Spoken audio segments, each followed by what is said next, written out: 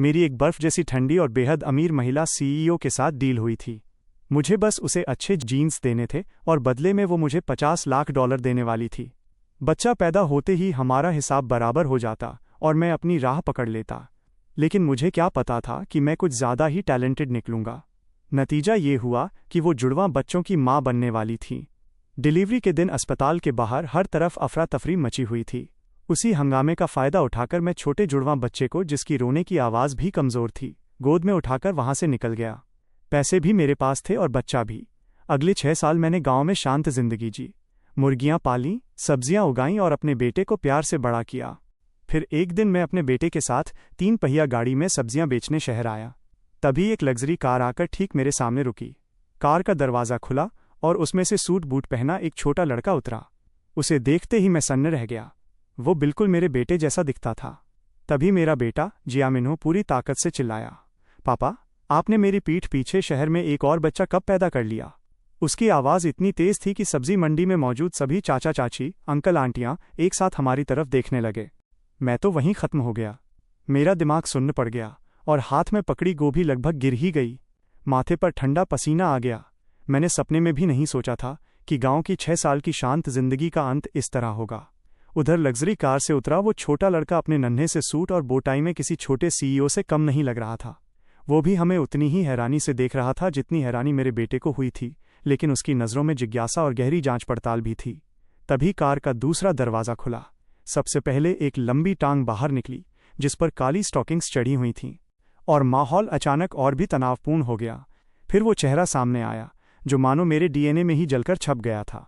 वही चेहरा जो आज भी मुझे डरावने सपनों से झटका देकर जगा देता था। शिनबिंग। पूरे 6 साल बीत गए थे, लेकिन उसमें ज़रा भी बदलाव नहीं आया था। चेहरा बर्फ जैसा ठंडा, आंखें इतनी सर्द कि किसी को भी जमा दे। बस एक फ़र्क था, उसके हमेशा भावहीन रहने वाले चेहरे पर इस वक्त हल्की सी हैरानी दिखाई दे रही थी। उसकी नज़र पहले जियाओनिन्हो के मिट्टी से सने चेहरे पर पड़ी जो हूबहू मेरी तरह दिखता था। फिर धीरे धीरे वो नज़र उस छोटे सूट पहने लड़के की तरफ गई। 2 एक जैसे लड़के, एक फटी पुरानी जीन्स पहने, मिट्टी में खेलने वाला शरारती बंदर जैसा, दूसरा महंगे सिलवाए हुए सूट में किसी छोटे राजकुमार की तरह साफ सुथरा। चारों तरफ जैसे समय थम गया। मेरा दिल इतनी तेज धड़क रहा था कि लगा अभी सीने से बाहर निकल आएगा। तभी मेरा बेटा बोला, पापा, कुछ तो बोलिए, क्या शहर में आपकी कोई दूसरी फैमिली भी है? फिर मेरा और वोंग दावा का क्या होगा? चुप, मैंने तुरंत उसे टोका। असल में वोंग दावा कोई इंसान नहीं, गांव के प्रधान का कुत्ता था। मुझे डर था कि कहीं ये और कोई बकवास न कर दे, इसलिए मैंने फौरन उसका मुंह अपने हाथ से बंद कर दिया। फिर मैं ज़बरदस्ती मुस्कुराया, हालांकि वो मुस्कान रोने से भी ज़्यादा बुरी लग रही थी। मैं हकलाते हुए बोला, अरे बच्चे हैं, कुछ भी बोल देते हैं। हाँ, बच्चों की बातों को दिल पर मत लीजिए। लेकिन शिनबिंग ने मेरी बात को पूरी तरह नज़रअंदाज कर दिया। उसकी नज़रें 2 तेज़ चाकुओं की तरह थीं जो मुझे और जियाओनिन्हो को सिर से पांव तक काट छाँट कर परख रही थीं। और तभी मैंने देखा, उसके पीछे खड़े काले कपड़ों वाले 2 बॉडीगार्ड बिना आवाज़ किए हमारी तरफ बढ़ रहे थे। मेरे दिमाग में सिर्फ एक शब्द गूंजा, भागो। मैंने बिना एक पल गंवाए अपनी 3 पहिया गाड़ी का एक्सेलरेटर पूरी ताकत से दबा दिया। 6 साल से मेरा साथ निभा रही वो पुरानी गाड़ी ज़ोर ज़ोर से खड़खड़ाने लगी, मानो अगले ही पल टूटकर बिखर जाएगी। लेकिन फिर भी वो झटके से आगे बढ़ी। मैं, मेरा बेटा और सब्जियों से भरी गाड़ी सीधे मंडी की भीड़ में घुस गए। पीछे से शिनबिंग की बर्फ जैसी ठंडी आवाज़ गूंजी, उसे रोको, उसे किसी भी हालत में भागने मत देना। अगर वो निकल गया तो तुम सबकी खैर नहीं। एक समय मैं खुद को सड़क का बेताज बादशाह समझता था। मैंने एक्सेलरेटर पूरी तरह दबा दिया। 3 पहिया गाड़ी पागलों की तरह सब्जी मंडी की तंग गलियों में दौड़ने लगी। लोगों और ठेलों के बीच से रास्ता बनाती हुई आगे निकलती चली गई। भागते भागते मैंने 2 फलों की दुकानें पलट दीं और टमाटरों के पूरे ढेर को कुचल डाला। पीछे से दुकानदार चाचा चाचियों की चीख पुकार और हमारा पीछा कर रहे बॉडीगार्ड्स के भारी कदमों की आवाज़ें आपस में घुल मिल गईं। मेरी बाहों में बैठा जामिन्हो उत्साह से चिल्लाया, पापा, आप तो कमाल हो, बिल्कुल फिल्म जैसा लग रहा है। ऐसा लग रहा था जैसे उसे ज़रा भी अंदाज़ा नहीं कि हम कितनी बड़ी मुसीबत में हैं। मैंने झुंझलाकर कहा, कमाल वमाल कुछ नहीं, हम अपनी जान बचाकर भाग रहे हैं। लेकिन सच तो ये था कि मेरी पुरानी 3 पहिया गाड़ी उन लोगों से ज़्यादा देर तक नहीं बच सकती थी। जैसे ही मैं मंडी से बाहर निकला, एक काली लग्जरी कार तेज़ी से आकर मेरे सामने तिरछी खड़ी हो गई और पूरा रास्ता रोक दिया। अब बचने का कोई रास्ता नहीं था। अगले ही पल 2 बॉडीगार्ड्स ने मुझे दोनों तरफ से पकड़ लिया और ऐसे उठा लिया जैसे मेरा कोई वजन ही ना हो। उन्होंने मुझे कार के बोनेट पर दबा दिया। मेरा गाल ठंडी धातु से चिपक गया। उधर जामिनों को भी एक दूसरे बॉडीगार्ड ने उठा लिया, लेकिन हैरानी की बात यह थी कि वो बिल्कुल भी डरा हुआ नहीं था। उल्टा वो छोटे सूट वाले लड़के को तरह तरह के चेहरे बनाकर चिढ़ा रहा था, और सूट वाला लड़का बस उसे बिना किसी भाव के घूर रहा था। तभी शिन बिंग अपनी ऊंची हील्स की टिक टिक टिक करती आवाज़ के साथ हमारी तरफ बढ़ी। उसका हर कदम नपा तुला और दबाव पैदा करने वाला था। वो मेरे सामने आकर रुकी और बोली, जायवू, बस मेरा नाम। आवाज़ धीमी थी, लेकिन उसे सुनते ही मेरा पूरा शरीर अनायास से हर उठा। काफ़ी समय हो गया। मैंने ज़बरदस्ती सिर उठाया और अपनी सबसे आकर्षक मुस्कान देने की कोशिश की। हालांकि हालत ऐसी थी कि वो मुस्कान शायद किसी को भी नकली लगती। मैं हंसते हुए बोला, मिस शिन, क्या संयोग है, आप भी सब्जियां खरीदने आई हैं क्या? शिन बिंग के होठों का कोना हल्का सा हिला, लेकिन उसने कोई जवाब नहीं दिया।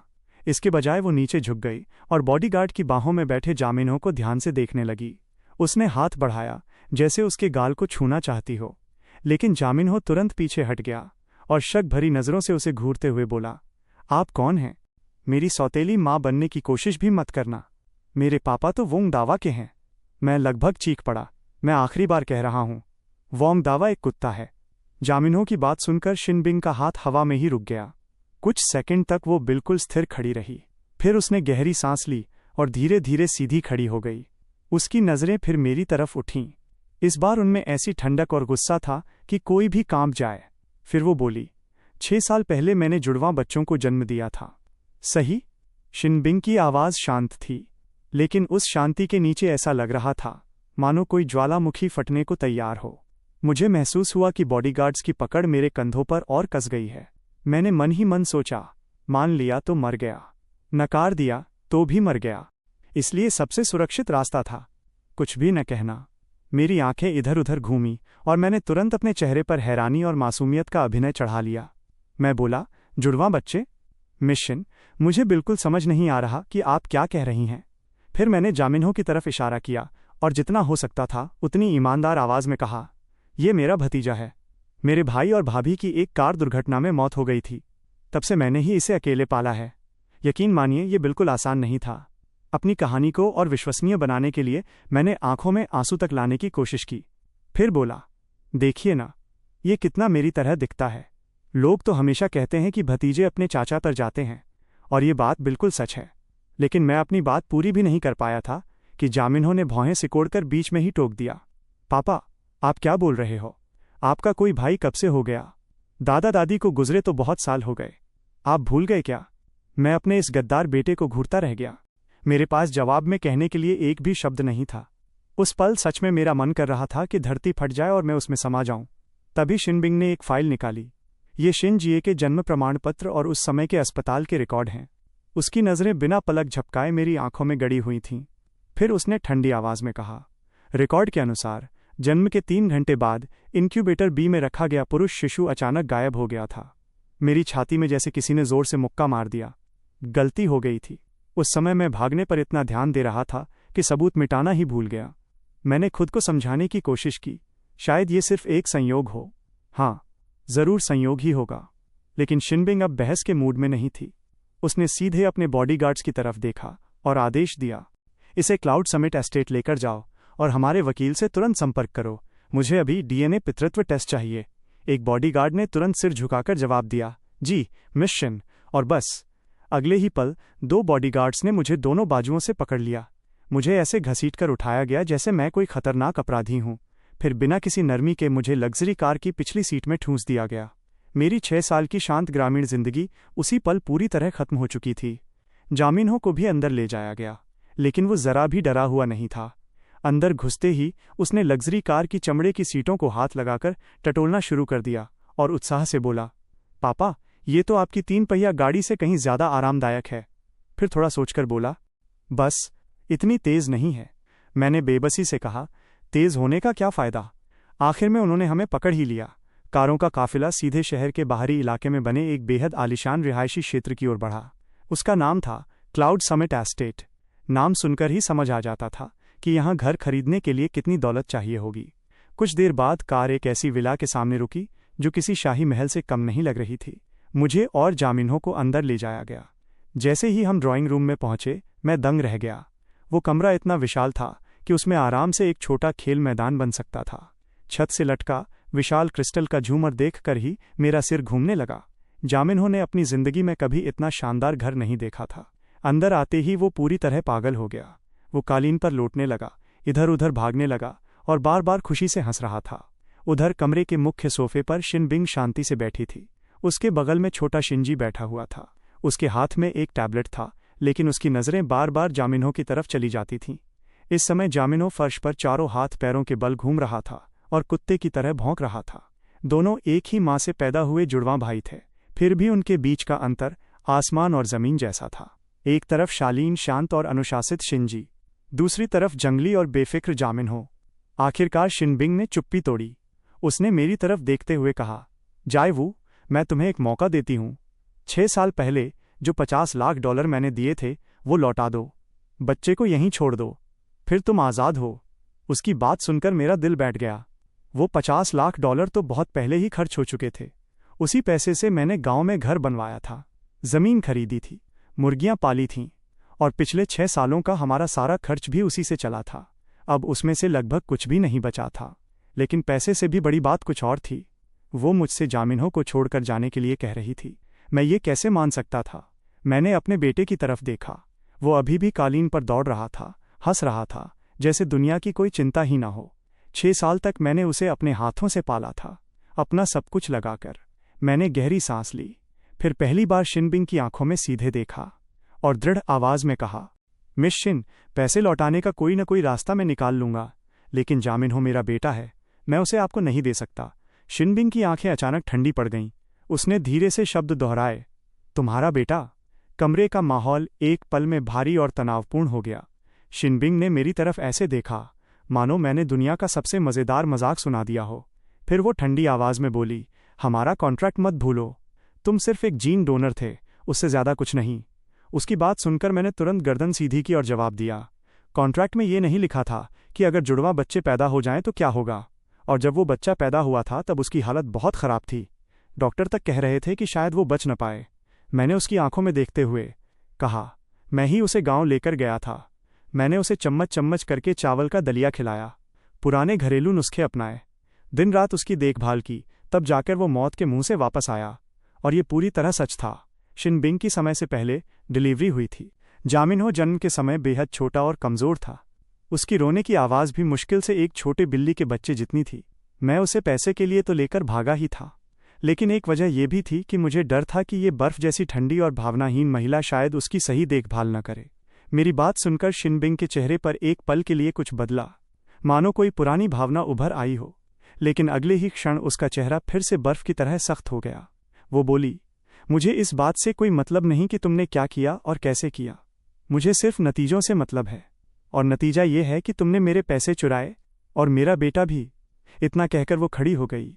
वो ऊपर से मेरी तरफ देख रही थी, जैसे कोई जज फैसला सुना रहा हो। फिर उसने अंतिम चेतावनी दी, डीएनए टेस्ट की रिपोर्ट आने तक तुम दोनों कहीं नहीं जाओगे, और अगर भागने की कोशिश की, उसकी आवाज़ और भी ठंडी हो गई, तो मैं तुम्हें असली निराशा और दर्द का मतलब दिखाऊंगी। उस आलीशान महलनुमा घर में कैद होने के पहले ही दिन मुझे समझ आ गया कि अमीर लोग जिस चीज़ को उबाऊ ज़िंदगी कहते हैं वो कैसी होती है। शिनबिंग ने मेरे और जामिन्हो के लिए एक गेस्ट रूम तैयार करवाया था, लेकिन वो गेस्ट रूम भी गांव में बने मेरे पूरे घर से बड़ा था। उसमें अलग बाथरूम था, एक विशाल वॉक इन वार्डरोब थी और एक बड़ी बालकनी जहां से पूरा गोल्फ कोर्स दिखाई देता था। जामिन्हो तो खुशी के मारे पागल हुआ जा रहा था। वो किंग साइज बिस्तर पर उछल कूद कर रहा था। महंगे से महंगे रज़ाई कंबल को उसने ट्रैम्पोलिन बना लिया था। उछलते हुए वो बोला, क्या हम अब यहीं रहने वाले हैं? अगर ऐसा है तो बहुत मज़ा आएगा। ये जगह तो बूढ़े वांग के सुअर खाने से भी कई गुना बड़ी है। मैं पूरी तरह निरुत्तर रह गया। दुनिया में तुलना करने के लिए उसे सुअर खाना ही मिला था, लेकिन जहां जामिन्हो बेहद खुश था, वहीं मैं बिल्कुल भी निश्चिंत नहीं था। मैं दरवाजे तक गया और उसे खोलने की कोशिश की, लेकिन वो हिला तक नहीं। बाहर 2 काले कपड़े पहने बॉडीगार्ड ऐसे खड़े थे जैसे पत्थर की मूर्तियां हों। खिड़कियों पर भी सुरक्षा लॉक लगे हुए थे। साफ था, हम मेहमान कम और कैदी ज्यादा थे। खिड़कियां भी बस थोड़ी सी ही खुलती थीं। शिनबिंग ने सचमुच मुझे किसी अपराधी की तरह नज़रबंद कर रखा था। समय धीरे धीरे बीतता गया, मिनट दर मिनट, सेकंड दर सेकंड। आखिरकार दोपहर के खाने का समय आ गया। एक नौकरानी हमें खाने के कमरे तक ले गई। लंबी डाइनिंग टेबल तरह तरह के शानदार व्यंजनों से भरी हुई थी। पश्चिमी खाना, चीनी खाना, जापानी खाना, जो चाहो वो मौजूद था। टेबल के मुखिया वाली सीट पर शिनबिंग बैठी थी। उसके बाईं ओर शिनजी बैठा था, जो बड़ी शालीनता से चाकू और कांटे की मदद से अपना स्टेक काट रहा था। मैं और जामिनहो उनके सामने वाली तरफ बैठे थे। जामिनहो ने ऐसा नज़ारा पहले कभी नहीं देखा था। उसने तुरंत एक बड़ा सा ऑस्ट्रेलियन लॉबस्टर उठा लिया और उसे सीधे मुंह में ठूसने की कोशिश करने लगा। मैंने फौरन उसका हाथ रोक लिया। रुको, उसे ऐसे हाथों से पकड़कर मत खाओ, ये थोड़ा शर्मनाक लगेगा। ये कहते हुए मैंने खुद सही कटलरी उठाई और बड़े आराम से लॉबस्टर का खोल निकालकर उसका मांस अलग किया। फिर वो मांस जामिनहो के कटोरे में रख दिया। जामिनहो मुस्कुराया। धन्यवाद पापा। उसने कांटे से लॉबस्टर का एक टुकड़ा उठाया, लेकिन खुद खाने के बजाय वो उसे मेरी तरफ बढ़ाने लगा। पहले पापा खाएंगे। उस पल मेरा दिल पिघल गया। ये बच्चा सच में बहुत समझदार था। मैंने मुस्कुराते हुए मुंह खोला और वो टुकड़ा खा लिया। टेबल की दूसरी तरफ शिनबिंग के हाथ अचानक रुक गए। उसका चाकू और कांटा हवा में ही ठहर गया। वो हमारे बीच का ये छोटा सा दृश्य चुपचाप देख रही थी। उसके चेहरे से समझ पाना मुश्किल था कि वो क्या सोच रही है। उधर शिनजी ने भी खाना बंद कर दिया था। वो भी खामोशी से हमें देख रहा था। कुछ क्षण बाद शिनबिंग ने गला साफ किया और चुप्पी तोड़ी। उसकी आवाज़ में आदेश साफ झलक रहा था। जामिनहो, आज से तुम्हें अच्छे तौर तरीके सीखने होंगे। खाने की मेज़ पर जोर से नहीं बोलना है, हाथों से खाना नहीं खाना है। तुम्हें चाकू और कांटे का सही इस्तेमाल सीखना होगा, समझे? जामिनहो ने मुंह में भरा लॉबस्टर चबाते हुए पूछा। ये तौर तरीके क्या होते हैं? क्या इन्हें खाया जा सकता है? शिनबिंग की भौं तुरंत सिकुड़ गई। उसने गहरी सांस लेकर कहा, शिनजी, इसे दिखाओ। शिनजी ने शांतिपूर्वक अपने बर्तन नीचे रखे। फिर उसने एक नया चाकू और कांटा उठाया और जामिनहो को देते हुए बोला, इन्हें ऐसे पकड़ते हैं। जामिनहो ने उसकी नकल करने की कोशिश की, लेकिन अगले ही पल ठनन, कांटा उसके हाथ से छूटकर फर्श पर जा गिरा। जामिनहो तुरंत उसे उठाने के लिए नीचे झुका और धड़ाम, उसका सिर सीधे मेज के पैर से टकरा गया। आलू! उसकी दर्द भरी चीख पूरे डाइनिंग रूम में गूंज उठी। एक पल में पूरा कमरा अफरा तफरी से भर गया। नौकरानी घबराकर उसकी तरफ दौड़ी। शिनजी अपनी कुर्सी से उठ खड़ा हुआ और शिनबिंग का चेहरा हर सेकंड के साथ और भी काला पड़ता जा रहा था। मैंने घबराई हुई नौकरानी को देखा, फिर शिनबिंग के बिगड़ते चेहरे पर नजर डाली और मन ही मन एक हल्की सी संतुष्टि महसूस की। अच्छा हुआ, गांव वालों को कम समझने का यही नतीजा होता है। मेरा बेटा अकेला ही तुम्हारे पूरे महल में हड़कंप मचा सकता है। कुछ देर बाद किसी तरह दोपहर का खाना खत्म हुआ। शिनबिंग ने शिनजी को अपने पास बुलाया और उसकी बाहों में ढेर सारे खिलौने रख दिए। वे खिलौने इतने महंगे दिख रहे थे कि उनकी कीमत का अंदाज़ा लगाना भी मुश्किल था। फिर उसने कहा, अपने भाई को टॉय रूम दिखाओ। इसके बाद उसने ठंडी नज़रों से जामिनहो की तरफ देखा। ये सारे खिलौने तुम्हारे हैं, जो पसंद आए ले लो। मैं तुरंत समझ गया कि वो क्या करने की कोशिश कर रही थी। वो खिलौनों के जरिए मेरे बेटे को अपनी तरफ खींचना चाहती थी। मेरे दिमाग में खतरे की घंटियां बज उठीं। नहीं, वो मेरे भोले भाले बेटे को पैसों और ऐशो आराम से बिगाड़ना चाहती है। ऐसा कभी नहीं होने दूंगा। फिर पहली बार दोनों जुड़वां भाई ठीक से एक दूसरे के सामने खड़े हुए। शिनजी के हाथ में एक ट्रांसफॉर्मर रोबोट था। उसके चेहरे पर हल्की झिझक दिखाई दे रही थी। उधर जामिनहो उसके चारों तरफ एक चक्कर लगाकर घूम गया। फिर अचानक उसने हाथ बढ़ाकर शिनजी के कपड़ों को छूना शुरू कर दिया। आश्चर्य से बोला, तुम्हारे कपड़े तो बहुत अच्छे हैं, मेरे पापा की बनियान से भी ज्यादा मुलायम। शिनजी का चेहरा तुरंत लाल हो गया। वो धीमी आवाज में बोला, ये रेशम सिल्क है। लेकिन जामिनहो को उसकी बात में कोई खास दिलचस्पी नहीं थी। उसने सीधे उसका हाथ पकड़ लिया। मुझे एक मज़ेदार जगह पता है, चलो मेरे पीछे आओ। इतना कहकर वो शिनजी को घसीटते हुए पिछवाड़े के बगीचे में ले गया। वहां एक बड़ा सा पेड़ खड़ा था। जामिनहो उत्साह से बोला, देखो अब। उसने अपनी बाहें चढ़ाईं, फिर दोनों हथेलियों पर थूक लगाया और उन्हें आपस में रगड़ लिया, और अगले ही पल वह बंदर की फुर्ती से पेड़ पर चढ़ गया। कुछ ही सेकंड में वो एक मोटी डाल पर बैठा था। ऊपर से नीचे झांकते हुए उसने कहा, आओ, ऊपर से नज़ारा बहुत बढ़िया है। शिनजी ने गर्दन उठाकर ऊपर देखा। उसकी आंखों में उत्सुकता भी थी और डर भी। वो धीरे से बोला, मैंने कभी पेड़ पर नहीं चढ़ा, मुझे नहीं आता। जामिनहो हंस पड़ा। डरने की क्या बात है, मैं सिखाता हूँ। हाथ यहाँ रखो, पैर वहाँ, हाँ बिल्कुल ऐसे। जामिनहो लगातार उसे हौसला देता रहा। और आश्चर्य की बात यह थी कि शिनजी सचमुच पेड़ पर चढ़ना शुरू कर दिया। वो थोड़ा अनाड़ी था, बार बार फिसल रहा था, लेकिन हार नहीं मान रहा था। मैं पेड़ के नीचे खड़ा होकर दोनों बच्चों को देख रहा था। मेरे दिल में ऐसी भावनाएं उठ रही थीं जिन्हें शब्दों में बयान करना मुश्किल था। तभी पीछे से शिनबिंग की आवाज़ सुनाई दी, जाए वू। मैं मुड़ा। वह कुछ दूरी पर खड़ी थी। उसके चेहरे पर हल्की सी व्यंग्य भरी मुस्कान थी। वो बोली, तुम्हें क्या लगता है बच्चे को इस तरह पालकर उसका भविष्य क्या होगा?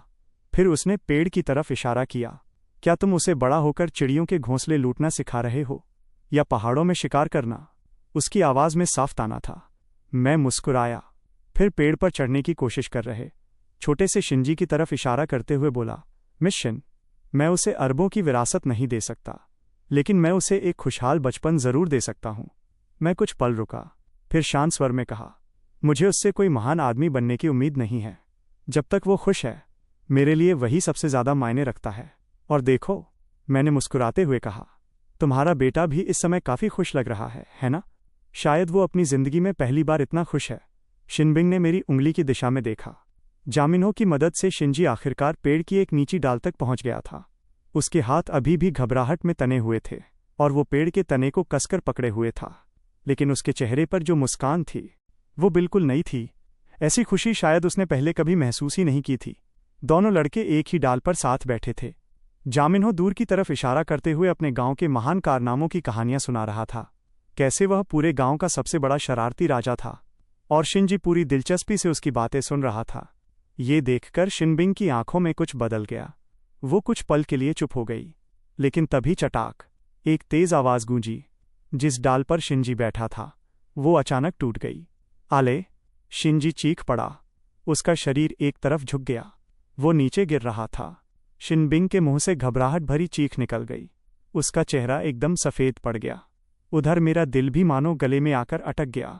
ये कैसी कमज़ोर डाल थी, लेकिन जामिनहो ने बिना एक पल गंवाए प्रतिक्रिया दी। वह बंदर जैसी फुर्ती से उछला।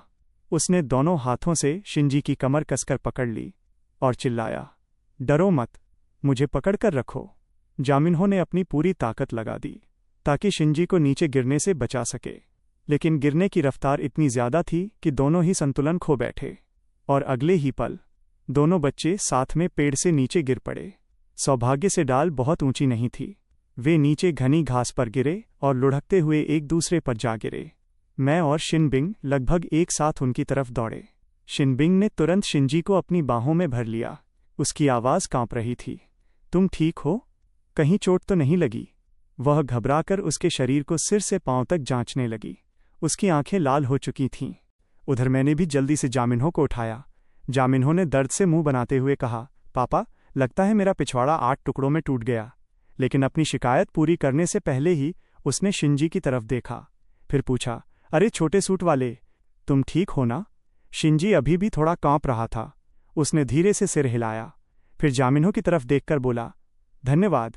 अगर तुम मुझे नहीं पकड़ते तो मैं बहुत बुरी तरह गिर जाता। ये पहली बार था जब उसने खुद से जामिनहो से बात की थी। शिनबिंग ने आखिरकार पूरी जांच कर ली। शुक्र था कि शिंजी को बस कोहनी पर हल्की सी खरोंच आई थी। उसने राहत की सांस ली, लेकिन अगले ही पल उसका गुस्सा सीधे मेरी तरफ मुड़ गया। वो तेज़ आवाज़ में बोली, जाए वू, इसी को तुम खुशहाल बचपन कहते हो? मेरे बेटे को इतनी खतरनाक हरकतों में शामिल करना। अगर आज मेरे बेटे को कुछ हो जाता, उसकी आंखें बर्फ जैसी ठंडी हो गईं, तो मैं यकीन दिलाती कि तुम अपनी बाकी की ज़िंदगी जेल में बिताओ। मैं मन ही मन झल्ला उठा। ये औरत सच में बिल्कुल भी तर्क नहीं सुनती। मैं अभी जवाब देने के लिए मुंह खोल ही रहा था कि जामिनहो अचानक आगे आ गया। उसने नाराज़ होकर भौहें चढ़ाईं और बोला, इसमें मेरे पापा की कोई गलती नहीं है। पेड़ पर चढ़ने का आइडिया मेरा था। और फिर उसने गर्व से अपनी छोटी सी छाती फुलाई। एक असली आदमी थोड़ी सी गिरावट पर नहीं रोता। देखो, मैं तो हर दिन गिरता हूं और मुझे कुछ नहीं होता। इतना कहकर वो मेरे सामने आकर खड़ा हो गया, बिल्कुल किसी छोटे मुर्गे की तरह जो अपनी माँ की रक्षा करने के लिए पंख फुलाकर खड़ा हो। फिर उसने गर्व से कहा, और वैसे भी उसे बचाया तो मैंने था। आपको तो मेरा शुक्रिया अदा करना चाहिए। जामिनहो की ये बात सुनकर शिनबिंग कुछ पल के लिए बिल्कुल चुप रह गई। वो उस लड़के को घूरती रह गई जो दिखने में बिल्कुल उसके बेटे जैसा था, लेकिन व्यवहार में किसी छोटे मोटे सड़क छाप लड़ाके जैसा था। जिंदगी में शायद पहली बार उसके पास जवाब देने के लिए कोई शब्द नहीं थे। तभी शिंजी ने धीरे से कहा, माँ, इसमें उसकी कोई गलती नहीं है। पेड़ पर चढ़ना मैं खुद चाहता था। शिनबिंग का चेहरा एक के बाद एक कई रंग बदलने लगा। शायद उसके साथ पहले कभी ऐसा नहीं हुआ था कि उसके दोनों बेटे एक साथ उसके खिलाफ खड़े हो जाएं। आखिरकार उसने ठंडी सांस छोड़ी, फिर शिंजी को अपनी बाहों में उठाया और बिना पीछे देखे घर के अंदर चली गई। मैं नीचे झुका और जामिनहो के बाल सहलाए।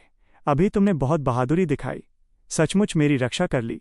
जामिनहो ने गर्व से अपनी ठोड़ी ऊपर उठा ली। बिल्कुल, मैं आपका बेटा हूं ना, बहादुर होना तो मेरा काम है। मैं हंस पड़ा। ऊपर से देखने पर ऐसा लग सकता था कि इस मुकाबले में मैं हार गया हूं, लेकिन मुझे पता था कि मैंने दोनों बच्चों के दिलों में एक छोटा सा बीज बो दिया है। उस शाम शिनबिंग ने बदला लेने का अपना तरीका चुना। उसने सीधे पैसों की ताकत का इस्तेमाल किया। नौकरानियां जामिनहो के कमरे में खिलौनों का पूरा पहाड़ उठाकर ले आईं। रिमोट कंट्रोल रेसिंग कारें, विशाल लेगो किले, लिमिटेड एडिशन एक्शन फिगर्स। कमरा देखते ही देखते किसी खिलौनों की दुकान जैसा बन गया। दरवाजे पर खड़ी शिनबिंग बोली, ये सब तुम्हारे लिए हैं। उसका चेहरा हमेशा की तरह भावहीन था। अगर अच्छे बच्चे बनोगे तो इससे भी ज्यादा मिलेगा। मैंने मन ही मन सोचा, लो आ गया पूंजीवादी हमला। ठीक समय पर। मैं थोड़ी घबराहट से जामिनहो को देखने लगा। वो खिलौनों के पहाड़ में घुस गया। काफी देर तक इधर उधर खोजता रहा। फिर अचानक उसने सबसे सस्ती प्लास्टिक की पानी वाली बंदूक उठाई। उसकी आंखें चमक उठीं। वो मेरी तरफ मुड़ा और उम्मीद भरी आवाज में बोला, पापा, मुझे ये वाली पसंद है, क्या मैं इससे खेल सकता हूं? मैं मुस्कुराया। बिल्कुल। बस फिर क्या था, वो खुशी खुशी पूरे कमरे में पानी की बंदूक चलाने लगा। कभी छत पर निशाना लगाता, कभी काल्पनिक दुश्मनों से लड़ता। कुछ देर बाद उसका खेल खत्म हुआ। वो दौड़कर मेरे पास आया और मेरा हाथ खींचने लगा। पापा, एक कहानी सुनाओ। वो वाली, जब आपने गांव से जंगली सुअर को भगा दिया था। मैंने तुरंत विरोध किया। मैंने कोई जंगली सुअर नहीं भगाया था। असल में वो सुअर मुझे 3 किलोमीटर तक दौड़ाता रहा था। लेकिन फिर भी मैंने गला साफ किया और कहानी शुरू कर दी। बेशक, इस बार कहानी में सच्चाई से ज्यादा कल्पना थी।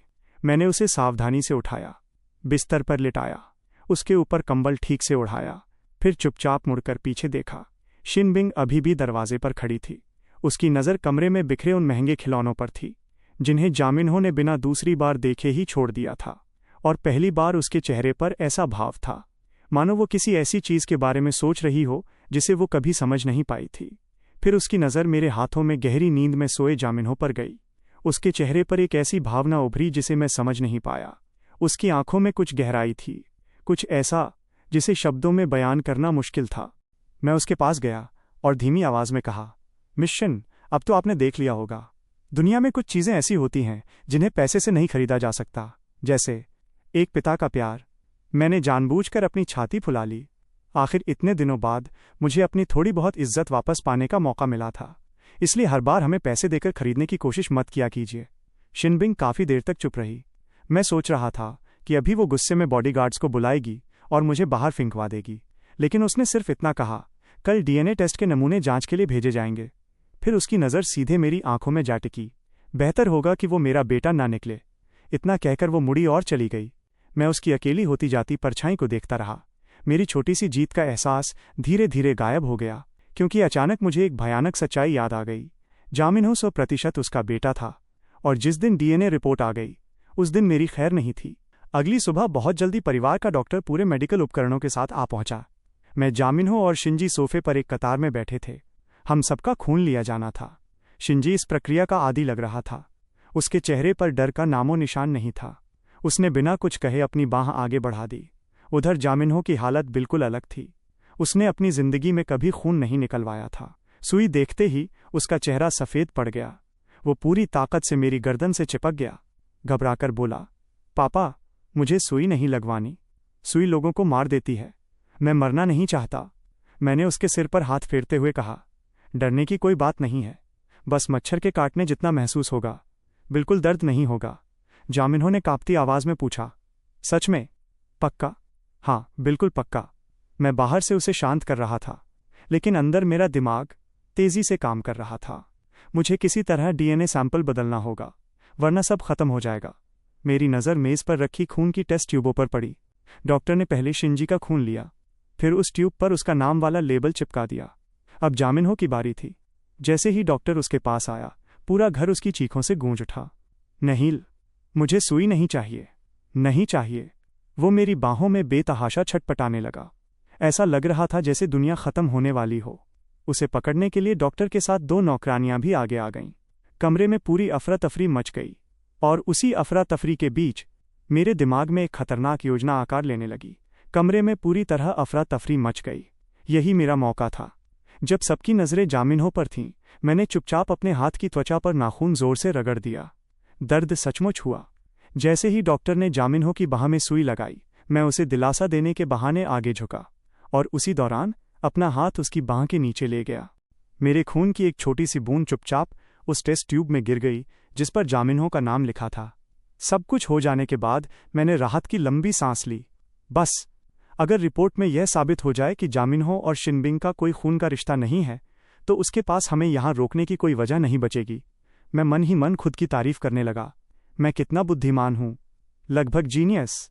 लेकिन मेरी ये खुशी ज़्यादा देर नहीं टिक पाई। खून का नमूना लेने के बाद डॉक्टर ने कहा, अब हम तीनों के गाल के अंदर से स्वैब सैंपल भी लेंगे, डबल कन्फर्मेशन के लिए। मेरे चेहरे का रंग उड़ गया। गड़बड़ हो गई। मेरा दिल एक बार फिर डूब गया। मैं उन सीलबंद सैंपल बैग्स को घूरता रह गया। वे अब मुझे सैंपल नहीं लग रहे थे। वे मुझे मेरे मौत के वारंट जैसे दिखाई दे रहे थे। उस दोपहर शिनबिंग को ऑफिस में एक महत्वपूर्ण मीटिंग के लिए जाना था। जाने से पहले उसने मुझे और जामिनहो को बुलाया। फिर बोली, आज शिन जी के पियानो शिक्षक आने वाले हैं। उसने जामिनहो की तरफ देखते हुए कहा, जामिनहो, अच्छे से रहना, उन्हें परेशान मत करना। इसके बाद उसकी ठंडी नज़र मेरी तरफ मुड़ी, और अगर तुम इसे काबू में नहीं रख पाए तो फिर मैं खुद इसे संभालूंगी। यह साफ साफ धमकी थी, लेकिन मैं आसानी से डरने वालों में से नहीं था। शिनबिंग के जाने के कुछ समय बाद एक अधेड़ उम्र का आदमी अंदर आया। उसने लंबा टेलकोट पहन रखा था। उसके बाल इतने चमकदार थे मानो उन पर पूरा तेल का डिब्बा उड़ेल दिया गया हो। पता चला कि वही शिनजी का पियानो शिक्षक था, और सिर्फ शिक्षक ही नहीं, कहा जाता था कि वो अंतर्राष्ट्रीय स्तर का मशहूर पियानो मास्टर था। वो एक विशाल ग्रैंड पियानो के सामने बैठ गया। उस पियानो की कीमत शायद मेरे पूरे गांव की ज़मीन से भी ज़्यादा होगी। शिनजी आज्ञाकारी बच्चे की तरह उसके बगल में बैठ गया। कुछ ही देर में कमरे में मधुर संगीत गूंजने लगा। उधर जामिनहो उत्सुकता से धीरे धीरे वहां पहुंच गया। उसकी आंखें गोल हो गईं। वो पियानो से टिककर खड़ा हो गया और ध्यान से सुनने लगा। फिर फुसफुसाकर बोला, वाह, ये चीज़ तो अपने आप गाना गाती है। पियानो मास्टर की भौं हल्की सी सिकुड़ी, लेकिन उसने खुद को संयत रखा और जामिनहो को नज़रअंदाज कर दिया। कुछ देर बाद संगीत समाप्त हुआ। अब मास्टर शिनजी की गलतियां सुधारने लगा, लेकिन उसका तरीका देखकर मेरा खून खौलने लगा। वो कठोर आवाज़ में बोला, गलत, ये हिस्सा ताकत और जुनून से बजाया जाना चाहिए। तुम तो इसे मरी हुई मछली की तरह बजा रहे हो। फिर उसने शिनजी की कलाई पर हल्का प्रहार किया। कलाई ऊपर रखो। मैं ये बात कितनी बार कह चुका हूँ। कुछ देर बाद उसकी आवाज़ और भी कड़वी हो गई। क्या तुम सुअर हो? इतना आसान संगीत भी याद नहीं रख सकते? उसकी भाषा लगातार खराब होती जा रही थी। वो बिना किसी शिष्टाचार के डांट रहा था, मानो किसी बच्चे से नहीं बल्कि किसी नौकर से बात कर रहा हो। शिनजी सिर झुकाए बैठा था। उसका चेहरा शर्म से लाल हो चुका था। आंखों में आंसू भर आए थे, लेकिन वो उन्हें गिरने नहीं दे रहा था। उसे शायद डांट खाने की आदत पड़ चुकी थी। ये दृश्य देखकर मेरे भीतर गुस्सा उबलने लगा। ये कैसा शिक्षक है? क्या ये बच्चे को संगीत सिखा रहा है या किसी कुत्ते की ट्रेनिंग कर रहा है? जामिनहो भी अब तक सब कुछ देख सुन चुका था। उससे और बर्दाश्त नहीं हुआ। वो तेज कदमों से पियानो के पास पहुंचा और अचानक दोनों हाथों से कीबोर्ड पर जोर से प्रहार कर दिया। धड़ाम! पियानो से निकली तेज आवाज़ ने कमरे में मौजूद सभी लोगों को चौंका दिया। फिर जामिनहो ने उंगली उठाकर सीधे पियानो मास्टर की तरफ इशारा किया और चिल्लाया, तुम्हारी हिम्मत कैसे हुई उससे ऐसे बात करने की? सुअर तो तुम हो। तुम्हारा पूरा परिवार सुअर है। मास्टर का चेहरा गुस्से से बैंगनी पड़ गया। वो झटके से खड़ा हो गया। बदतमीज लड़के, क्या तुम्हें पता भी है मैं कौन हूं? जामिनहो ने दोनों हाथ कमर पर रख लिए। उसकी आंखों में जरा भी डर नहीं था। मुझे कोई फर्क नहीं पड़ता कि तुम कौन हो। अगर तुमने उसे एक और बुरी बात कही, वो पियानो की तरफ इशारा करके बोला, तो मैं तुम्हारे पियानो पर पेशाब कर दूंगा। मैंने तुरंत अपना चेहरा दूसरी तरफ घुमा लिया, वरना हंसी निकल जाती। मेरा बेटा सच में किसी से नहीं डरता था। मास्टर गुस्से से कांप रहा था। उसने मेरी तरफ उंगली तानी। यही है वो बेटा जिसे तुमने पाला है। इसे जरा भी तमीज़ नहीं है। मैं आराम से उसकी तरफ बढ़ा, फिर जामिनहो को अपने पीछे कर लिया और शांत स्वर में बोला, मेरे बेटे की भाषा थोड़ी कड़वी हो सकती है, लेकिन वो गलत नहीं है। मैंने शिनजी की तरफ देखा। बच्चों को सिखाया जाता है, उन पर चिल्लाया नहीं जाता। आपके इस तरीके से उसके आत्मविश्वास के अलावा कुछ नहीं टूट रहा। इससे फ़ायदा क्या है? मास्टर ने मुझे तिरस्कार भरी नज़रों से देखा, फिर व्यंग्य से हंसते हुए बोला, तुम कला के बारे में क्या जानते हो? तुम जैसे गांव के आदमी ने कभी कोई महान संगीत रचना सुनी भी है? मैं मुस्कुराया। शायद नहीं, लेकिन मैं इतना ज़रूर जानता हूँ कि सबसे महान संगीत भी इंसानों के सुनने के लिए बजाया जाता है। ऐसी कला जो लोगों को सिर्फ दुखी करे, उसकी कोई कीमत नहीं होती। इतना कहकर मैं पियानो के पास गया। मैंने अपनी बाहें मोड़ी। आखिर पियानो ही तो है, मैं भी बजा सकता हूँ। कमरे में मौजूद सभी लोग अविश्वास से मुझे घूरने लगे।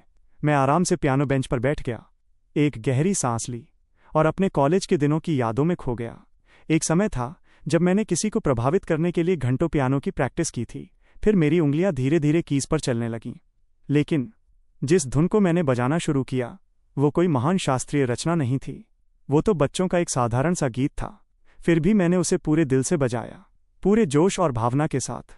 जब धुन खत्म हुई, पूरा कमरा शांत हो गया।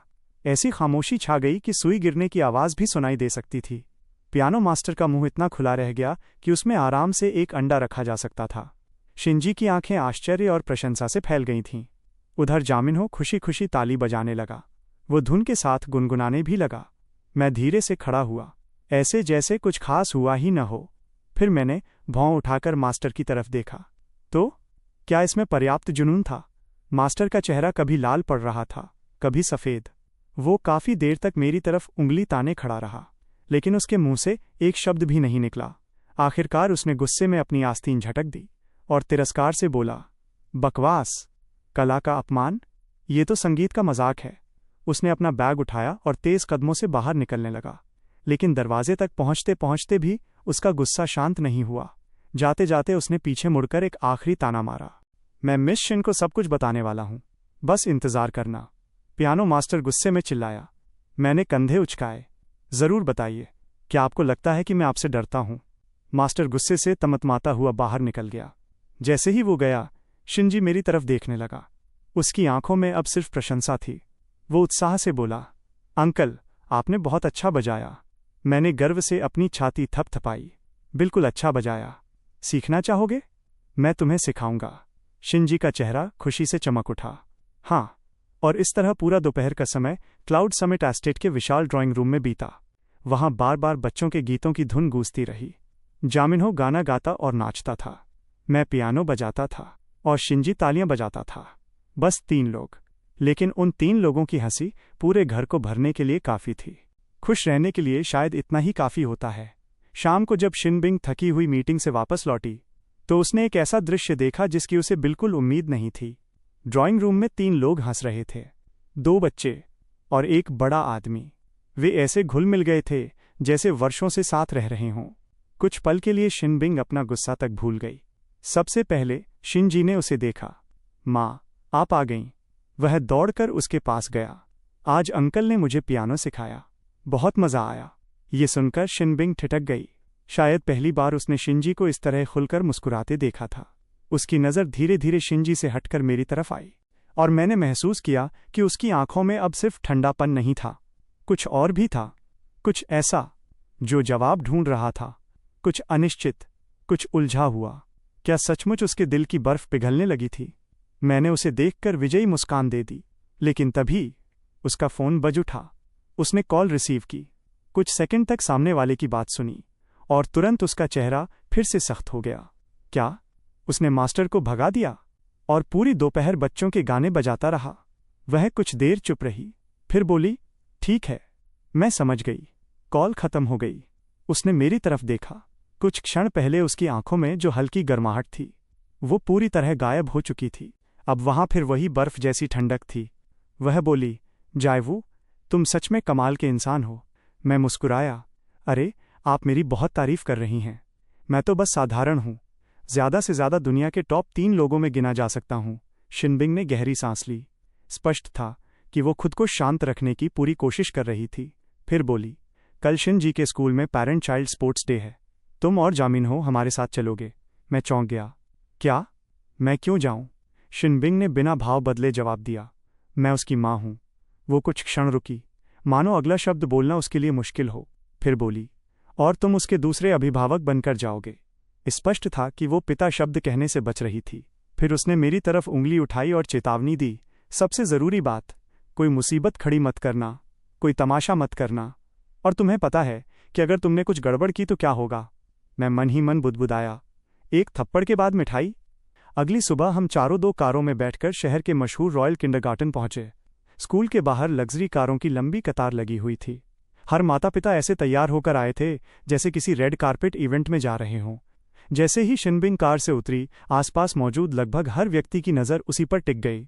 वो हमेशा की तरह आकर्षण का केंद्र बन गई और मैं उसके पीछे पीछे चल रहा था, बिल्कुल ऐसे जैसे कोई आदमी अपनी अमीर पत्नी के सहारे जी रहा हो। उधर जामिन्हो और शिंजी हाथ पकड़कर साथ चल रहे थे। दोनों की आंखों में उत्सुकता भरी हुई थी। वे आसपास की हर चीज को हैरानी से देख रहे थे। स्पोर्ट्स डे जल्दी ही शुरू हो गया। पहला खेल था 2 लोगों की टीम रेस। कुल 3 टीमें भाग ले रही थीं। मैं और जामिन्हो एक टीम, शिनबिंग और शिंजी दूसरी टीम, और एक अन्य परिवार तीसरी टीम। जामिन्हो उत्साह से बोला, पापा चलो, इस बार पहला स्थान हमारा ही होगा। मैंने एक नज़र शिनबिंग के पैरों में पहने लिमिटेड एडिशन स्पोर्ट शूज़ पर डाली, फिर अपने जूतों की तरफ देखा जिन्हें मैंने कल ही जल्दबाजी में खरीदा था। अचानक मेरा आत्मविश्वास थोड़ा हिल गया। धाएं, स्टार्टिंग गन चली। मैंने हमारा जोशीला नारा लगाया और हम दौड़ पड़े। मैं और जामिन्हो शानदार तालमेल के साथ आगे बढ़ रहे थे। कुछ ही सेकंड में हम सबसे आगे निकल गए। फिनिश लाइन अब बस कुछ कदम दूर थी। जीत लगभग हमारी मुट्ठी में थी। लेकिन तभी हादसा हो गया। बगल वाली लेन में दौड़ रहा एक पिता अचानक लड़खड़ा गया। उसका संतुलन बिगड़ गया और वो सीधे शिनबिंग और शिंजी की तरफ गिरने लगा। मेरी आंखें फैल गईं। मैं जोर से चिल्लाया, सावधान! सोचने का समय ही नहीं था। लगभग पूरी तरह स्वाभाविक प्रतिक्रिया में मैंने अपने पैरों से बंधी रस्सी छोड़ दी और पूरी ताकत से उनकी तरफ छलांग लगा दी।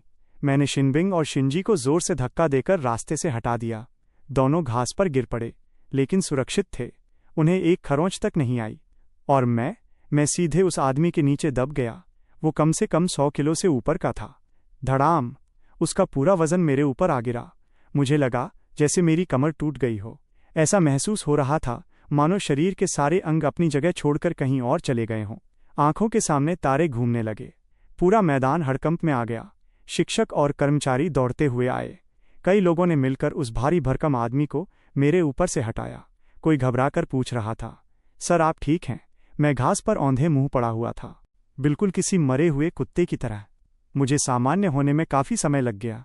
शिनबिंग भी सब कुछ भूलकर दौड़ती हुई मेरे पास आ गई। वह घुटनों के बल मेरे बगल में बैठ गई। उसकी आवाज में चिंता साफ सुनाई दे रही थी। शायद उसे खुद भी एहसास नहीं था। जायवू, तुम कैसे हो? कहीं ज्यादा चोट तो नहीं लगी? मैंने बड़ी मुश्किल से सिर उठाया, फिर मुस्कुराने की कोशिश करते हुए बोला, मैं जिंदा हूं। अभी सांस चल रही है। बस ऐसा लग रहा है जैसे मेरे ऊपर से कोई टैंक निकल गया हो। तभी जामिन्हो और शिंजी दौड़ते हुए आ गए। दोनों की आंखों में आंसू थे। उन्होंने एक साथ मुझे दोनों तरफ से कसकर पकड़ लिया और रोने लगे। उन्हें देखकर मेरे दिल में गर्माहट सी फैल गई।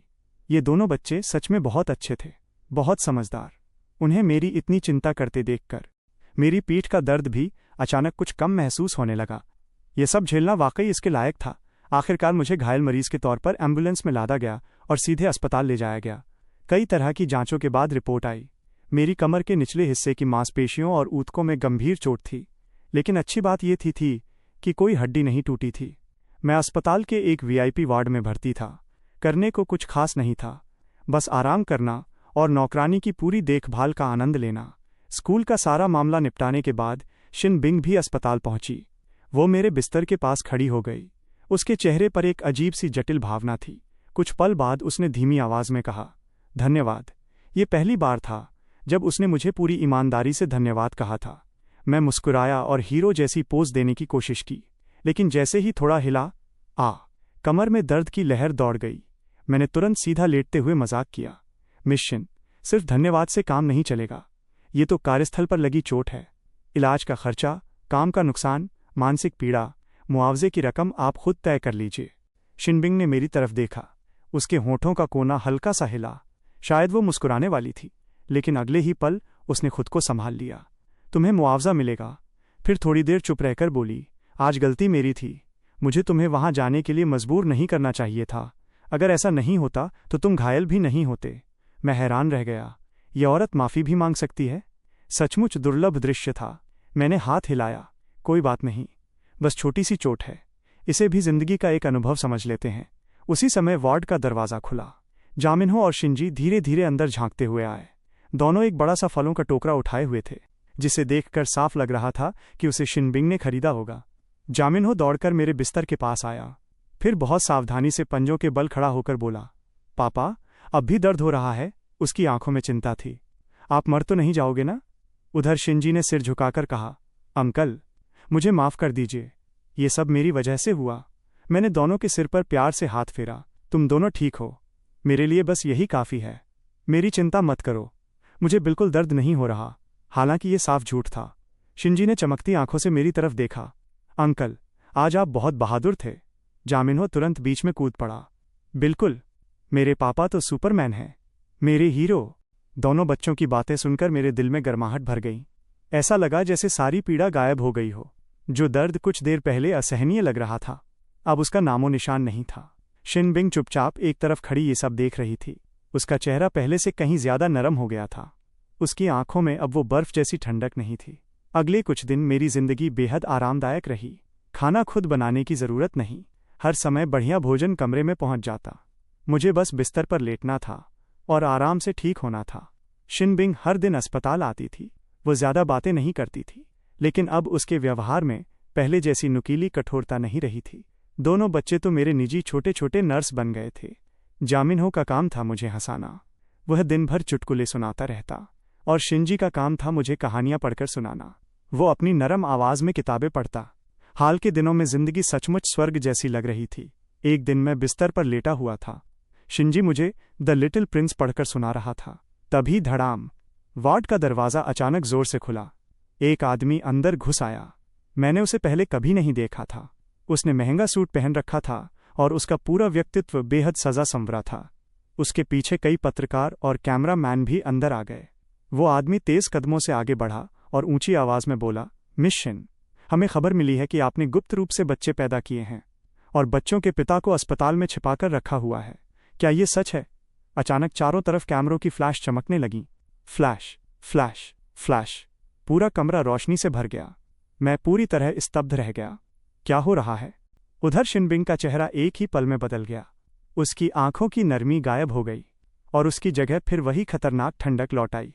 शिनबिंग तुरंत मेरे और दोनों बच्चों के सामने आकर खड़ी हो गई। उसकी आवाज़ बर्फ जैसी ठंडी थी। तुम लोग कौन हो? तुम्हें अंदर किसने आने दिया? सिक्योरिटी कहाँ है? समूह का नेतृत्व कर रहा आदमी चालाकी भरी मुस्कान के साथ आगे बढ़ा। मिस शिन, इतना उत्तेजित होने की जरूरत नहीं है। हम तो बस कुछ बातों की पुष्टि करना चाहते हैं। उसने मेरी तरफ इशारा किया। क्या ये सज्जन आपके बच्चों के पिता हैं? फिर दोनों लड़कों की तरफ कैमरा घुमाया। और क्या ये दोनों आपके जुड़वां बेटे हैं? कैमरे लगातार हमारी तरफ घूम रहे थे। शिनजी घबरा गया। वो डरकर जामिनहो के पीछे छिप गया। उसी पल मुझे सब समझ आ गया। ये साधारण पत्रकार नहीं थे, इन्हें किसी कारोबारी दुश्मन ने भेजा था। ये पूरा जाल था। वे इस कथित स्कैंडल का इस्तेमाल करके शिनबिंग और उसकी कंपनी की छवि खराब करना चाहते थे। शिनबिंग गुस्से से कांप रही थी। उन लोगों ने उसकी निजी जिंदगी में जबरदस्ती घुसपैठ की थी, लेकिन बच्चों को बचाने के लिए वो सिर्फ पीछे हट सकती थी। पत्रकार लगातार आगे बढ़ते जा रहे थे। मिस शिन, कृपया जवाब दीजिए, आपका इस व्यक्ति से क्या संबंध है? आप बच्चों को सार्वजनिक रूप से कब स्वीकार करेंगी? वे लगभग बिस्तर तक पहुंच गए थे। तभी मैंने फैसला कर लिया। मैं झटके से बिस्तर से उठा। कमर में दर्द की तेज लहर दौड़ गई, लेकिन मैंने दांत भींच लिए। साइड टेबल पर रखा पानी का जग उठाया और पूरी ताकत से पत्रकारों की तरफ फेंक दिया।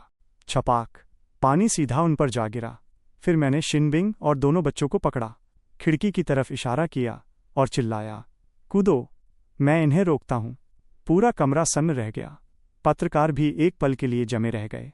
जो आदमी सबसे आगे था वो भीग गया और पीछे हट गया। शिनबिंग मुझे ऐसे देख रही थी जैसे मेरा दिमाग खराब हो गया हो। मैंने बिस्तर की चादर खींचकर निकाल ली, उसे मरोड़कर रस्सी बना डाली और बोलता गया, जल्दी, सिर्फ तीसरी मंजिल है, कुछ नहीं होगा।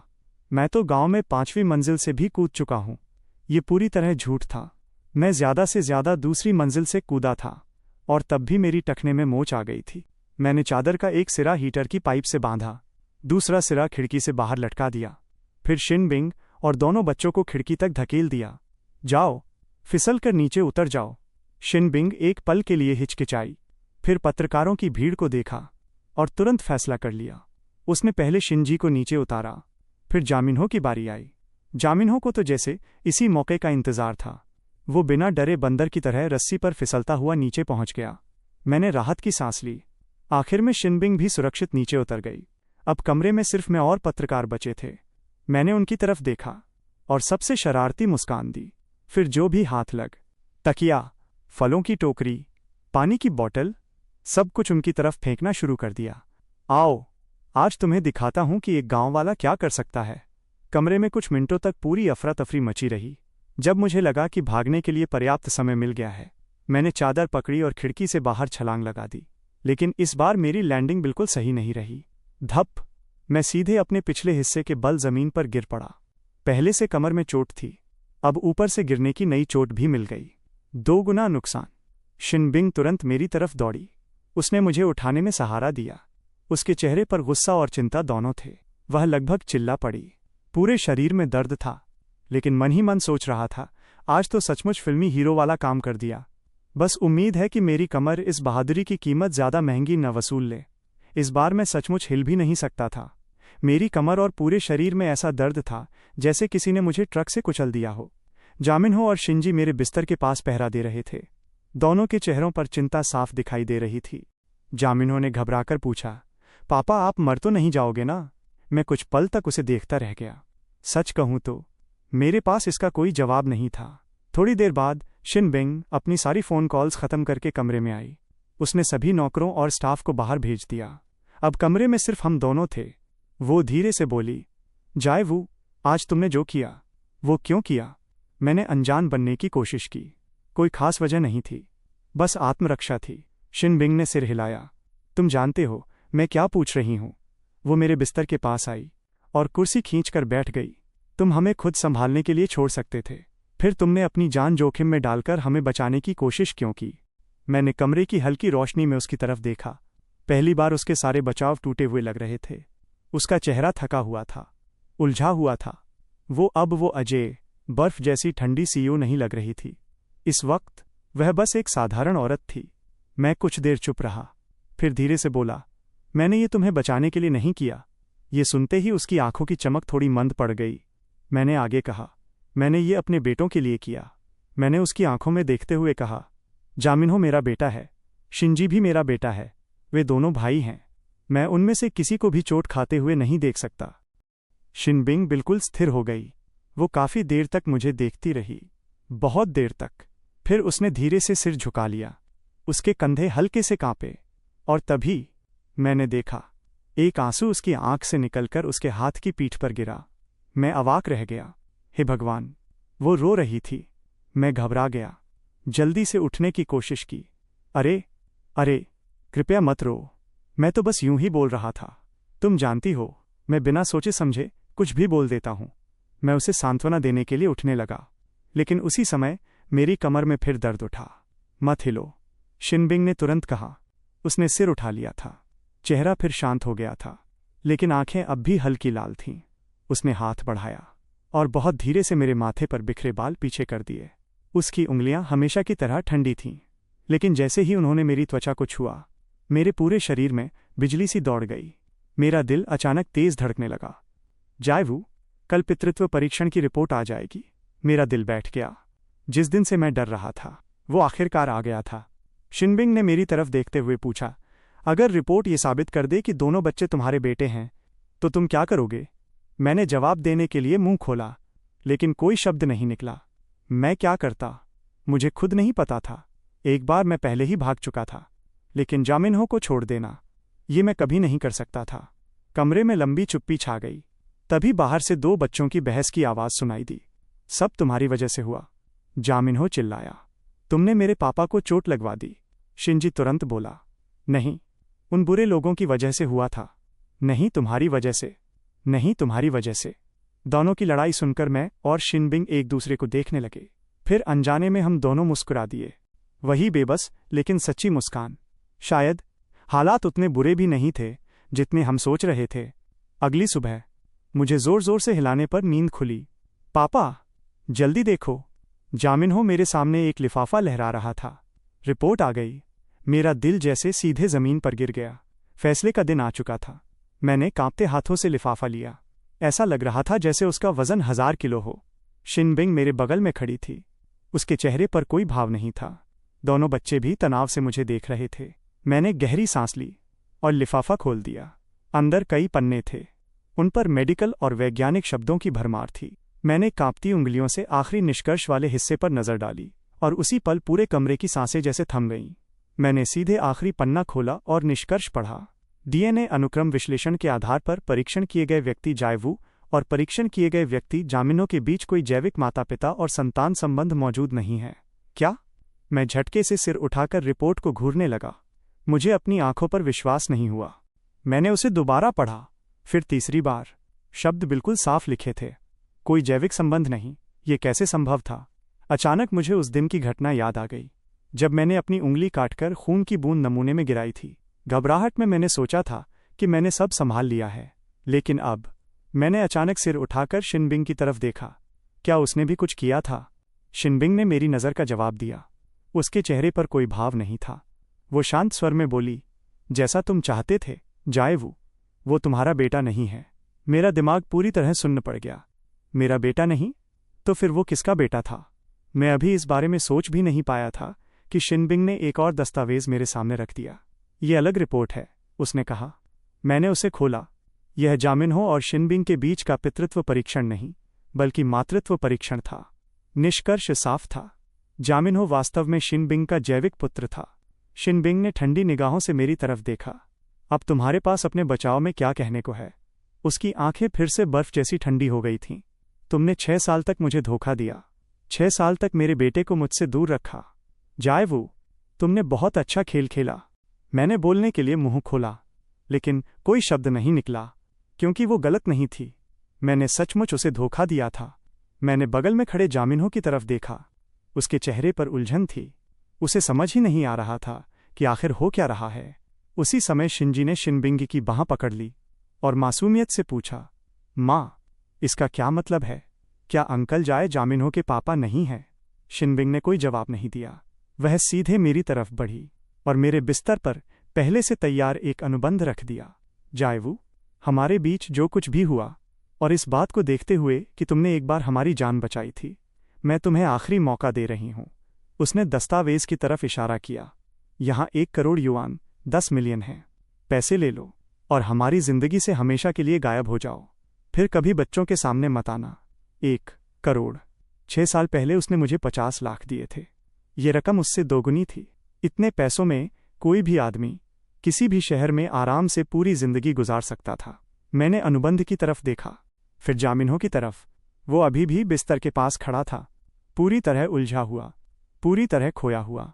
और तभी पिछले 6 सालों की यादें एक फिल्म की तरह मेरे दिमाग में चलने लगीं।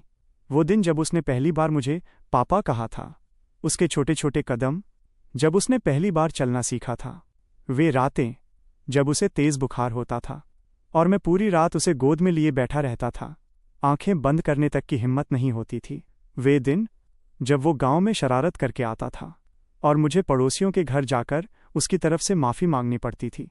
और वो छोटी सी आदत, जब भी उसे कोई टॉफ़ी या मिठाई मिलती, वो उनमें से सबसे अच्छी वाली चुपके से मेरी जेब में डाल देता था। एक एक याद मेरे दिल पर चोट कर रही थी, क्योंकि चाहे डीएनए कुछ भी कहे, मेरे लिए जामिनहो सिर्फ एक बच्चा नहीं था। वो बेटा था जिसे मैंने अपनी बाहों में उठाकर बड़ा किया था। और अब मेरे सामने रखा वो अनुबंध सिर्फ एक कागज़ नहीं था। मैंने धीरे से वो अनुबंध उठाया। शिनबिंग की ठंडी निगाहें मुझ पर टिकी हुई थीं। फिर मैंने बिना एक शब्द कहे उस अनुबंध को फाड़ना शुरू कर दिया। एक पन्ना, फिर दूसरा, फिर तीसरा। चिर्र चिर्र चिर्र। कागज़ के टुकड़े बर्फ के फाहों की तरह फर्श पर गिरते गए। मैंने शिनबिंग की तरफ देखकर कहा, मिस शिन, पैसा अच्छी चीज़ है, लेकिन इस दुनिया में कुछ चीज़ें ऐसी होती हैं जिन्हें पैसे से नहीं खरीदा जा सकता। 6 साल पहले मैंने आपका पैसा लिया था और आपका बच्चा भी ले गया था। वो मेरी गलती थी। इन 6 सालों में अगर मैं उसे सबसे शानदार जिंदगी नहीं दे पाया, तो वो मेरी कमी है। लेकिन पहले दिन से लेकर आज तक मैंने उसे हमेशा अपने सगे बेटे की तरह माना है। मैंने उसे प्यार किया है, उसे संभाला है, उसे सीने से लगाकर रखा है। मैंने उसे चलना सिखाया, मैंने उसे बोलना सिखाया, मैंने उसे ईमानदार बनना सिखाया, मैंने उसे बहादुर बनना सिखाया। मैंने जामिनहो की तरफ देखा, मेरी आवाज़ भर्रा गई। वो जायवू का बेटा है। खून का रिश्ता हो या ना हो, वो हमेशा मेरा बेटा रहेगा। फिर मैंने शिनबिंग की आंखों में देखकर कहा, तुम उसे चाहती हो? ठीक है, तो मेरी लाश के ऊपर से ले जाना। मेरे शब्द कमरे में बम की तरह फट पड़े। शिनबिंग का चेहरा एकदम सफ़ेद पड़ गया। शायद उसने कभी सोचा भी नहीं था कि उसके हिसाब से सिर्फ पैसों के पीछे भागने वाला एक गांव का आदमी ऐसी बात कह सकता है। उसके होंठ कांप रहे थे, लेकिन वो एक पूरा वाक्य भी नहीं बोल पा रही थी। तभी अचानक जामिनहो फूट फूट कर रो पड़ा। वो भागकर आया और मेरी टांगों से लिपट गया। पापा, मत मरना, मैं नहीं चाहता कि आप मर जाएं। उसकी सिसकियां रुक ही नहीं रही थीं। मुझे माँ नहीं चाहिए, मुझे सिर्फ मेरे पापा चाहिए। कृपया मुझे छोड़कर मत जाना। मेरी आंखें भी भर आईं। मैं घुटनों के बल बैठ गया और उसे कसकर अपनी बाहों में भर लिया। पगले, मैंने उसके सिर पर हाथ फेरते हुए कहा, तुम्हारे पापा तुम्हें कैसे छोड़ सकते हैं? मैं तुमसे शब्दों से भी ज्यादा प्यार करता हूं। उसी समय शिंजी भी धीरे धीरे हमारे पास आ गया। उसने पहले मुझे देखा, फिर अपनी माँ को। उसके चेहरे पर दुविधा साफ दिखाई दे रही थी। कुछ पल हिचकिचाने के बाद उसने मेरा हाथ पकड़ लिया और धीरे से बोला, अंकल, कृपया मत जाइए। मेरा दिल पूरी तरह पिघल गया। लेकिन तभी दरवाजे की तरफ से एक भारी आवाज़ सुनाई दी। बस कमरे में मौजूद सभी लोग उधर देखने लगे। दरवाजे पर एक तेज नज़र वाला बुजुर्ग आदमी खड़ा था, हाथ में छड़ी, साथ में एक बटलर। मैं उसे तुरंत पहचान गया। वो थे शिन ग्रुप के चेयरमैन और शिन बिंग के पिता। मैंने उन्हें सिर्फ बिजनेस मैगजीनों में देखा था। शिन बिंग भी चौंक गई। पापा, आप यहाँ क्यों आए हैं? बुजुर्ग ने ठंडी हंसी छोड़ी। अगर मैं और देर कर देता तो शायद वापस आने के लिए कोई परिवार ही नहीं बचता। उन्होंने पूरे कमरे पर नज़र दौड़ाई, फिर नाराज होकर कहा, जरा देखो तो सही तुम लोग क्या कर रहे हो। इसके बाद उनकी तेज निगाहें सीधे मुझ पर आकर रुकीं। तुम ही जाए वू हो। मैं सीधा खड़ा हो गया। जी। उन्होंने सिर हिलाया। मैंने पितृत्व परीक्षण की रिपोर्ट देख ली है। फिर वो शिनबिंग की तरफ मुड़े। उनकी आवाज़ सख्त हो गई। बिल्कुल बकवास। तुमने पितृत्व रिपोर्ट में हेराफेरी की है क्या? मैं चौंक गया। मैंने तुरंत शिनबिंग की तरफ देखा। मुझे समझ ही नहीं आया कि वो ऐसा क्यों करेगी। शिनबिंग का चेहरा पीला पड़ गया। उसने सिर झुका लिया। पापा, बुजुर्ग ने उसकी बात काट दी। क्या तुम्हें लगा मुझे कुछ पता नहीं चलेगा? तुम नकली रिपोर्ट का इस्तेमाल करके जाए वू को दूर भेजना चाहती थीं और दोनों बच्चों को अपने पास रखना चाहती थीं। ये स्वार्थ नहीं तो और क्या है? क्या तुम्हें लगता है कि ये जाए वू के साथ न्याय है? इतना कहकर उन्होंने बटलर की तरफ हाथ बढ़ाया। बटलर ने तुरंत एक और दस्तावेज उन्हें दिया। बुजुर्ग ने वो कागज़ मेरी तरफ बढ़ा दिया। ये असली रिपोर्ट है। कमरे की हवा जैसे अचानक जम गई। मेरे हाथ कांपने लगे और मैं धीरे धीरे उस दस्तावेज को लेने के लिए आगे बढ़ा। ये असली रिपोर्ट है। मैंने कांपते हाथों से रिपोर्ट ली। दिल इतनी जोर से धड़क रहा था कि जैसे सीने से बाहर निकल आएगा। मैंने सीधे निष्कर्ष वाले पन्ने पर नज़र डाली। उस पर साफ साफ लिखा था, जामिनहो के जैविक पिता के रूप में जाए वू की पुष्टि की जाती है। शिनजी के जैविक पिता के रूप में भी जाए वू की पुष्टि की जाती है। मेरे दिमाग की हालत ऐसी हो गई जैसे उस पर 10,000 हस्की कुत्तों ने एक साथ हमला कर दिया हो। मैं पूरी तरह स्तब्ध रह गया। ये औरत आखिर करना क्या चाहती थी? मैंने गुस्से से शिनबिंग की तरफ उंगली उठाई। इतना गुस्सा था कि कुछ पल तक बोल ही नहीं पाया। पहले नकली रिपोर्ट बनवाई जिसमें लिखा था कि मैं जामिनहो का पिता नहीं हूं। फिर मुझे पैसे देकर खरीदने की कोशिश की। आखिरकार शिनबिंग ने चुप्पी तोड़ी। मैं तुम्हारी परीक्षा ले रही थी। मैं अवाक रह गया। वो आगे बोली, मुझे जानना था कि तुम्हारे लिए क्या ज़्यादा महत्वपूर्ण है, पैसा या बच्चा। 6 साल पहले तुम पैसे के लिए सब कुछ छोड़ने को तैयार थे। मुझे डर था कि शायद तुम फिर वही करोगे, इसीलिए मैंने ऐसा किया। मैं कुछ देर वहीं खड़ा रह गया। तो जो कुछ अभी हुआ वह सब एक परीक्षा थी? मैंने ठंडे स्वर में पूछा। और तुम्हें अपना जवाब मिल गया? शिनबिंग ने कुछ नहीं कहा, लेकिन उसकी लाल और नम आंखें सब कुछ बता रही थीं। तभी उसके पिता ने बात संभाली। बस पुरानी बातें यहीं ख़त्म करो। उन्होंने हम दोनों को देखा। अब सबसे महत्वपूर्ण बात बच्चों का भविष्य है। फिर उन्होंने पहले मेरी तरफ और फिर शिनबिंग की तरफ देखा। तुम दोनों इन बच्चों के जैविक माता पिता हो। तुम में से कोई भी दूसरे का ये अधिकार नहीं छीन सकता। फिर उन्होंने ऐसा प्रस्ताव रखा जिसकी मुझे बिल्कुल उम्मीद नहीं थी। मेरी सलाह है कि तुम दोनों शादी कर लो। बच्चों को वो पूरा परिवार दो जिसके वे हकदार हैं। क्या? मैं और शिनबिंग एक साथ चीख पड़े। शिनबिंग से शादी? क्या ये बूढ़े आदमी का मजाक था? मुझे तो लगा वो मुझसे भी ज़्यादा उलझन में हैं। शिनबिंग तुरंत बोली, पापा, आप क्या कह रहे हैं? ऐसा बिल्कुल नहीं होगा। मैंने भी तुरंत समर्थन किया। मैं भी यही कह रहा हूँ। मुझे गांव की आज़ादी की आदत पड़ चुकी है। मैं अपनी बाकी ज़िंदगी किसी बर्फ़ के टुकड़े को घूरते हुए नहीं बिताने वाला। शिनबिंग की आंखें फैल गईं। तुमने किसे बर्फ़ का टुकड़ा कहा? मैंने तुरंत जवाब दिया, जो खुद वैसा बर्ताव करे उसी को, और बस हम दोनों फिर से लड़ने लगे। चुप रहो तुम। पहले तुम चुप रहो। तभी बूढ़े शिन साहब गरज पड़े। दोनों चुप। कमरे में तुरंत सन्नाटा छा गया। उन्होंने गहरी सांस ली। क्या तुम्हें लगता है कि मुझे ये सब अच्छा लग रहा है? अगर मेरे 2 प्यारे पोते न होते तो मैं तुम दोनों पर अपना 1 सेकंड भी बर्बाद न करता। फिर उन्होंने जामिनो और शिंजी की तरफ इशारा किया। तुम दोनों अलग अलग कमरों में रहोगे, एक दूसरे की निजी जिंदगी में दखल नहीं दोगे, लेकिन बच्चों के सामने एक परिवार की तरह रहोगे। ये सुनकर मुझे अचानक महसूस हुआ कि शायद मेरी जिंदगी का सबसे बड़ा तूफान अभी शुरू होने वाला था। जब बच्चे बड़े हो जाएंगे, अगर तुम दोनों तलाक लेना चाहो तो मैं बीच में नहीं आऊंगा। शिनबिंग और मैंने एक दूसरे की तरफ देखा। हम दोनों की आंखों में एक जैसी झिझक थी। फिलहाल यही एक रास्ता था, और शायद सबसे अच्छा भी। मैं तुम्हें सोचने के लिए एक दिन देता हूं। शिन साहब इतना कहकर अपने बटलर के साथ बाहर चले गए। कमरे में फिर सिर्फ हम 4 लोग रह गए। माहौल बेहद अजीब था। आखिरकार चुप्पी मैंने तोड़ी। मैंने गला साफ किया। मिस शिन, आपका क्या विचार है? शिन बिंग ने मुझे तिरछी नज़र से देखा। वो अभी भी बर्फ का टुकड़ा वाली बात से नाराज थी। उसने ठंडे स्वर में कहा, बच्चों की खातिर मुझे कोई आपत्ति नहीं है। वे दोनों एक पूरा परिवार चाहते हैं। मैंने सिर हिलाया। ठीक है, मुझे भी कोई आपत्ति नहीं। और इस तरह हमारी शादी दुनिया के सबसे साधारण तरीके से तय हो गई। 3 दिन बाद हम रजिस्ट्रार ऑफिस गए और शादी का प्रमाण पत्र बनवा लिया। जब मैंने वो लाल रंग का विवाह प्रमाण पत्र हाथ में लिया तो मुझे लगा जैसे मैं सपना देख रहा हूं। 6 साल पहले मैंने पैसों के लिए खुद को बेच दिया था, और 6 साल बाद मैंने अपने बेटे के लिए खुद को बेच दिया।